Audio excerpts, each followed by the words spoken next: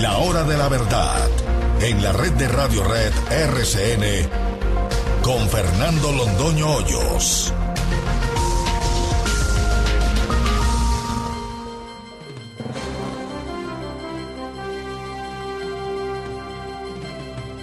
Muy buenos días. Son las 6 de la mañana de este miércoles 24 de julio de 2013, 24 de julio, el natalicio del libertador Simón Bolívar. Estos son temas y asuntos que trataremos en la grata compañía de ustedes desde aquí, desde Radio Red de RCN. Liberados los ingleses, María García y sus compañeros, los demás civiles y camioneros de la ratonera donde los tenían secuestrados en Tarazá. 1 hora, 2 horas después de que habláramos con María García al aire, el gobierno tuvo un gesto de coraje y cumplió su deber, el de hacer respetar el derecho constitucional de estos ciudadanos a movilizarse.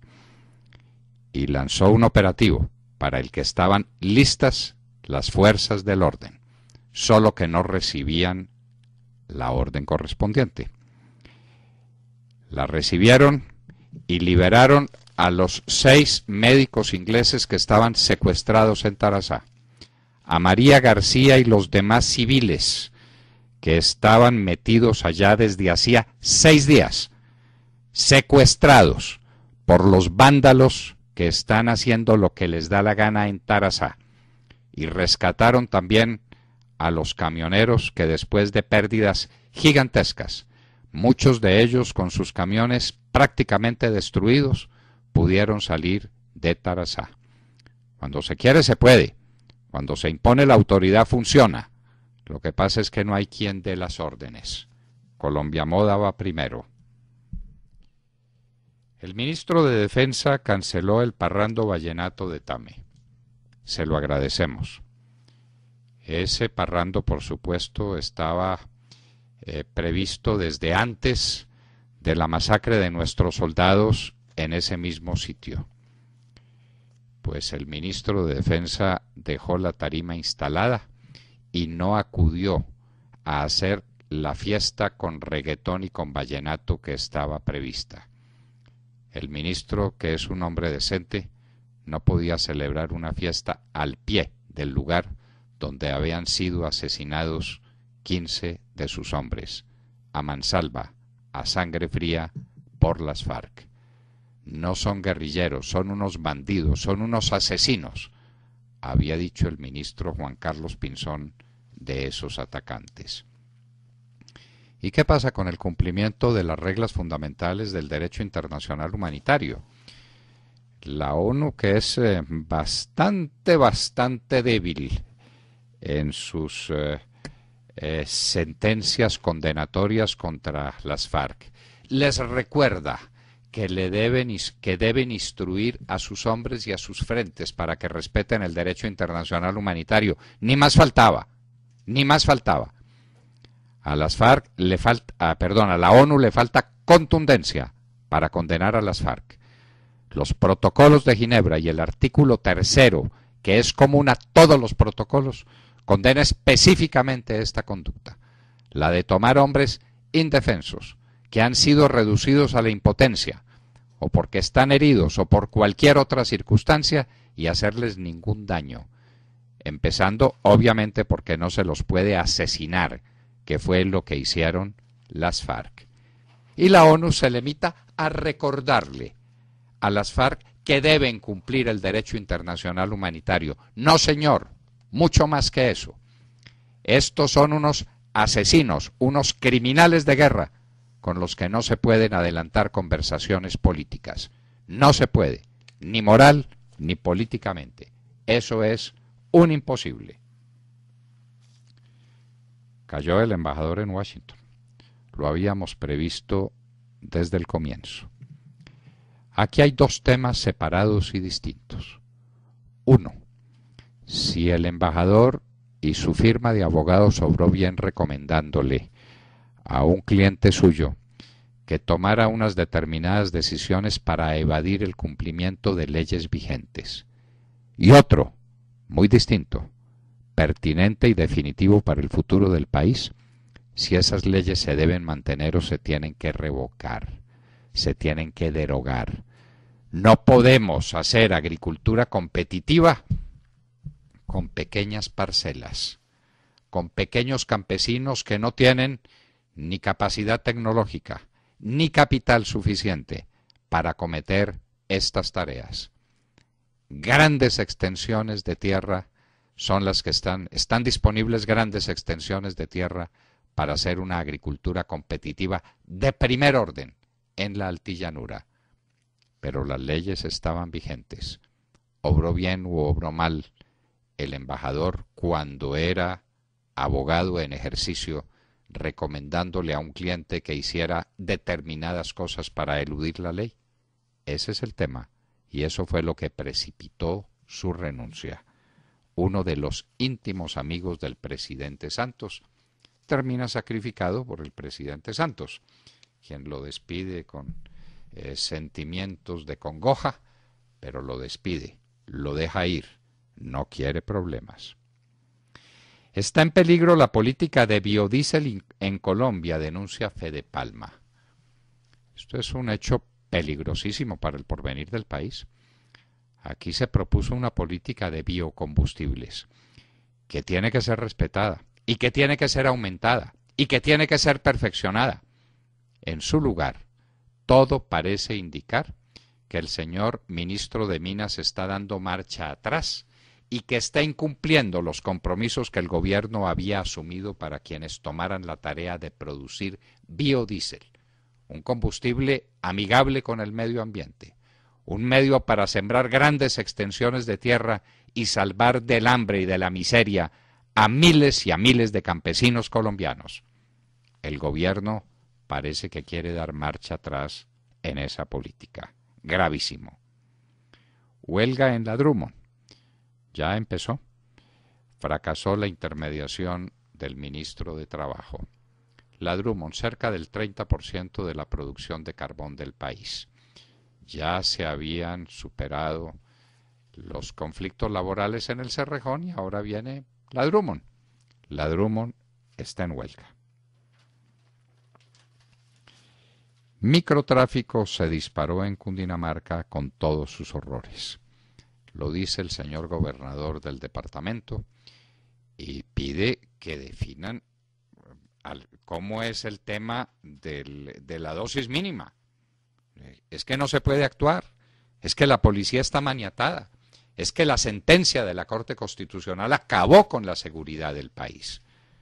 Si ustedes preguntan en cualquier ciudad de Colombia, ¿cuál es la fuente primera de la inseguridad, de los atropellos contra la población, de la reunión de bandidos alrededor de un objetivo criminal?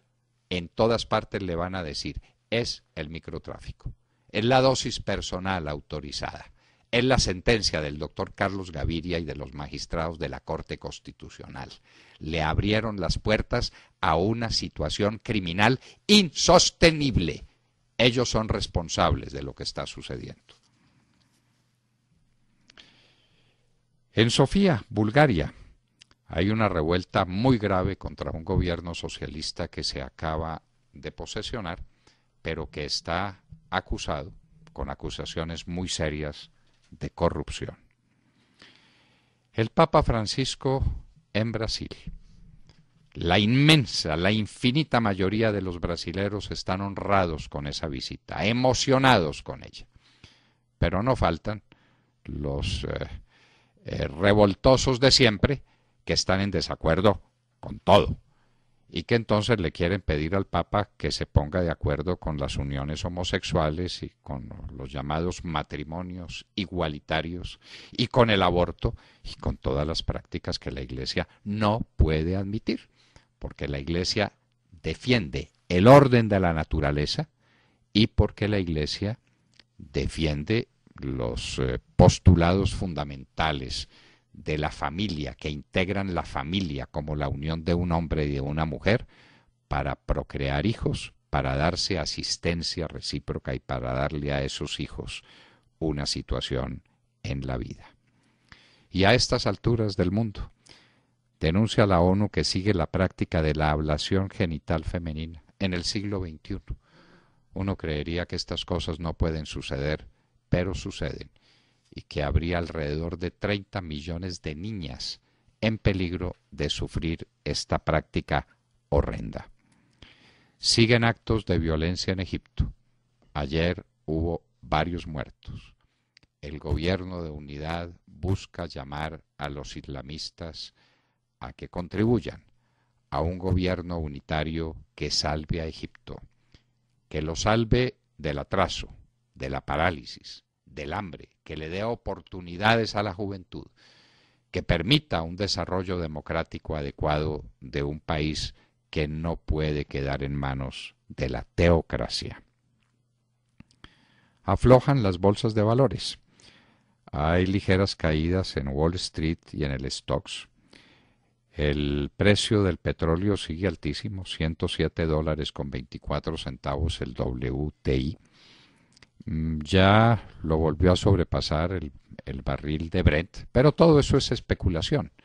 Los que están comprando petróleo no se lo quieren llevar para ninguna parte ni refinarlo, sino que simplemente están especulando con el mucho dinero que anda en circulación, mucho dinero que lanzan los bancos centrales a la calle, dizque para soportar el crecimiento de Europa y el de los Estados Unidos. A punta de emisiones lo que van a conseguir es un golpe terrible a la situación económica una vez que medio se pueda salir de la crisis actual. El oro está a $1.343 la onza Troy, el cobre a 319,60 la tonelada. Los alimentos están estables. El euro se viene fortaleciendo frente al dólar, está a 1.3212. Y el dólar por los lados de 1.880 pesos colombianos. Los bonos que se han beneficiado de esta nueva avenida, de esta nueva avalancha de moneda en circulación, están a 3.90 rendimiento del bono colombiano. Y les contaremos a ustedes una historia absolutamente incomprensible. A Nairo Quintana, cuando ganó el Tour del Avenir, y a su familia le prometieron una casa. Se la prometió el presidente Santos. Y no le ha cumplido. No le ha cumplido. Aquí le ponen conejo hasta los campeones de ciclismo. Esto es absolutamente inaudito. El ministro Vargas Lleras fue allá dizque a inaugurar esa casa como una de las casas regaladas por el gobierno del presidente Santos. Era una casita que había sido construida en la época del gobierno del presidente Uribe, y mal construida además, y sin títulos además. Esa es la situación vergonzosa de cómo se cumplen en este gobierno las promesas del presidente. Y por supuesto, hoy en la historia recordaremos el natalicio del libertador Simón Bolívar. De todo esto y de mucho más hablaremos en las próximas horas desde aquí, desde la hora de la verdad. Muy buenos días. Juan Arbizu, mexicano, ¿verdad? Sí. Claro, de Querétaro. Oiga, mire cómo se llamaba, porque a mí me llama la atención la diferencia entre el nombre artístico y sus nombres reales, ¿no? Juan Nepomuceno Arbizu Santelices. Tenía que tener un nombre artístico. Juan Arbizu. Mire, es su propio nombre, solamente que le elimina el Nepomuceno, para que no le dijeran Nepo. Nepo. Juan Nepo. Bueno, hablemos de la mesa de negociaciones en La Habana, porque yo tengo la sensación de que está a punto de romperse.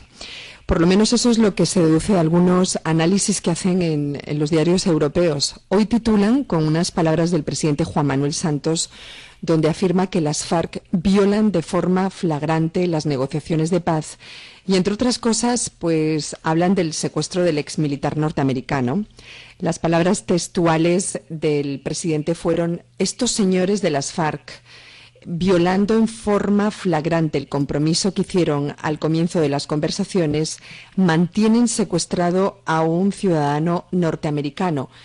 Y no lo secuestraron antes, lo secuestraron recientemente sin ningún tipo de justificación, dice, sin ninguna razón. A mí esto me parece un poco extraño porque, pues pregunto, ¿existe algún tipo de secuestro que tenga justificación o razón de ser? No creo. Se habla también de la intervención evidente de las FARC en los paros que asolan el país desde hace más de 40 días, de la oferta de las FARC de entregarle armas a los campesinos, pero eso sí, no dicen ni una palabra del vil asesinato de los 20 soldados que fueron ejecutados este fin de semana en Tame con tiros de gracia, violando las reglas mínimas del derecho internacional humanitario. ¿Cómo sería de salvaje que la misma ONU, que tan habitualmente es cauta y parca en sus condenas contra las FARC, urgió al secretariado de las FARC a instruir en el respeto de los derechos humanos y le recetó clases intensivas de civilización, ¿no? Y por último, están las declaraciones indignadas del ministro de Defensa, quien reaccionó furioso al asesinato de sus hombres y dijo que la decisión de romper la mesa le correspondía al presidente. ¿No les parece que son demasiadas provocaciones por parte de las FARC? A mí me da la sensación de que se les está saliendo de las manos. ¿Aguantará la mesa tanta chulería o se romperá definitivamente? ¿Qué piensan? ¿Entrará a jugar Germán Vargas con su propuesta guerrerista? Y si se rompe la mesa, ¿se lanzará el presidente Juan Manuel Santos a la reelección o cambiará de libreto y, bueno, dirá que la política es dinámica y que ahora sí mano dura? ¿Ustedes qué piensan? Que no se rompe la mesa. Eso ¿No se rompe? Yo. No se rompe porque es la única carta política que tiene el presidente Santos. En todo le va mal, como lo dicen los colombianos cuando les hacen una encuesta sobre el gobierno. El presidente Santos tiene una favorabilidad del 45, del 48%, pero su política de seguridad es un desastre, su política antiguerrillera es un desastre, su política de empleo es un desastre, su política de salud es un desastre, todas, se raja en todo. Entonces, la única carta que le queda es la carta de la paz. Se sienta a conversar otra vez. Lo que uno no sabe, se lo digo con toda franqueza, Montserrat, es cómo se sienten ciertas personas que que tienen el cargo de plenipotenciarios. El general Mora Rangel, por ejemplo, cómo se sienta en la mesa ante unos personajes cuyos hombres acaban de asesinar a sangre fría a los militares en Arauca. Porque una cosa es una acción de guerra y otra cosa es reducir a la impotencia al enemigo. Tenerlo prisionero, tenerlo indefenso y pegarle un tiro en la cabeza. Eso el derecho internacional humanitario lo condena. El artículo 3 común de todos los protocolos de Ginebra, de los 4 protocolos de Ginebra que gobiernan la guerra entre naciones y que gobiernan los conflictos internos, condenan eso como un acto de barbarie específico que no tiene perdón. Ese es un crimen de guerra que no tiene perdón político.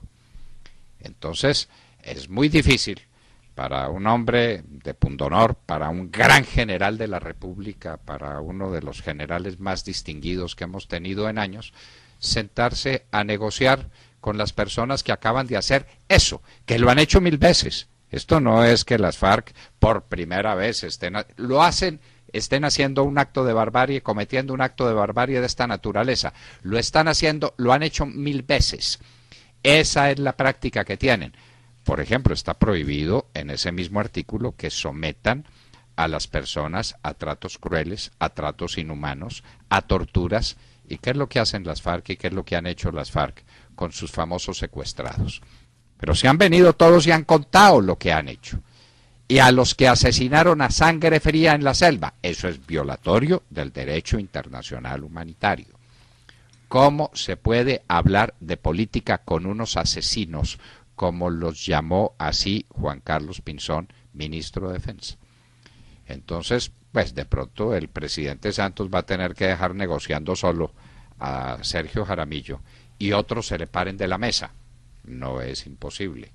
O de pronto pues se pongan tapabocas y con cloroformo se metan a unas conversaciones a hablar con semejantes bandidos, a hablar con los asesinos de estos soldados. Mire, lo de Arauca es de una gravedad inaudita, Montserrat.